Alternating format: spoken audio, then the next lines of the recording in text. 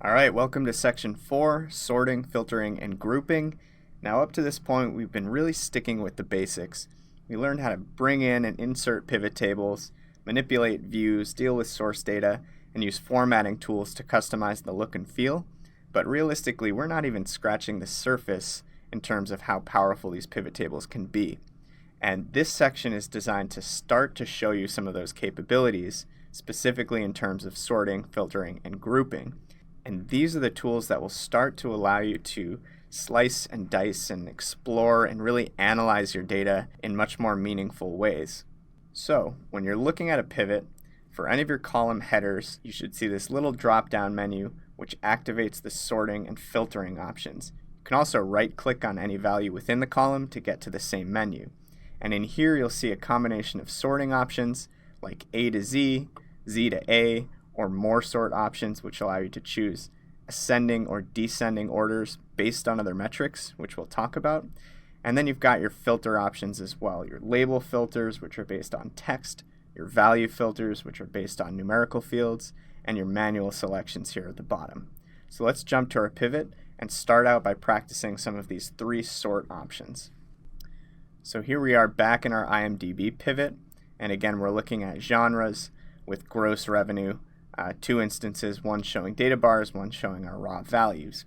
Now, if we want to do some sorting of this genre field, as you can see, it's defaulted to A to Z, which is pretty standard. If we switch that to Z to A, as you might expect, the order just reverses. So now we have Westerns at the top and action down at the bottom. You also have the ability to customize the order of this list if you choose, just by dragging and dropping. So let's say I want to move mystery up. I could select the mystery line and shift my cursor right to the edge until it turns into this 4-pointed shape, and then click and drag and just move that to where I choose. So that's always an option, but when it comes to sorting options, the most powerful tool falls in this more sort options bucket. And if you open that up, what this allows you to do is order your genres or whatever row labels you're looking at, either ascending or descending by one of the fields or metrics that's currently in your pivot table. So right now we've got our 2 measures of gross revenue. I could choose either one. Let's pick our first one, and we're going to order the genres descending by gross revenue.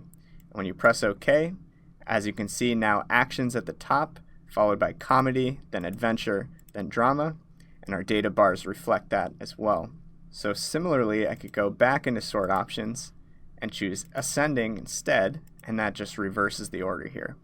Now, one thing that's cool is that if we dragged in another field, let's say budget for instance, and I want to go ahead and format this consistently, currency with no decimals. Now if I go back into my sort options and go into descending again, I've got budget as an option as well. So the more fields that I bring in, the more sorting options that I have. So in this case, let's sort descending by budget. And as you can see, our chart of revenue follows a very, very similar pattern with just a few exceptions, which makes sense because the films that had the highest production budgets tend to be the ones that sell the most tickets and generate the most revenue. And then keep in mind that right now we only have one set of row labels with genre, but we could pull others in as well. So let's say we wanted to see by country first. Remember, we're looking at a tabular table layout right now, which isn't the best format for analyzing or exploring data. So I'll go into the Tools, Design, Report Layout, Outline Form, and why don't we go back into Report Layout and do not repeat those item labels. So now I've got a cleaner outline view. If I wanted to show subtotals here, I could turn those back on at the top of the group.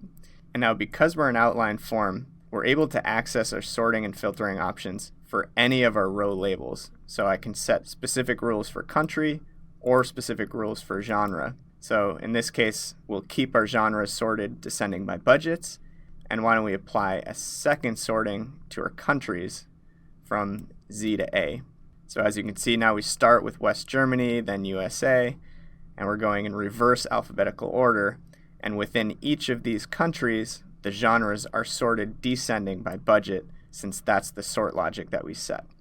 So tons of options here, tons of functionality.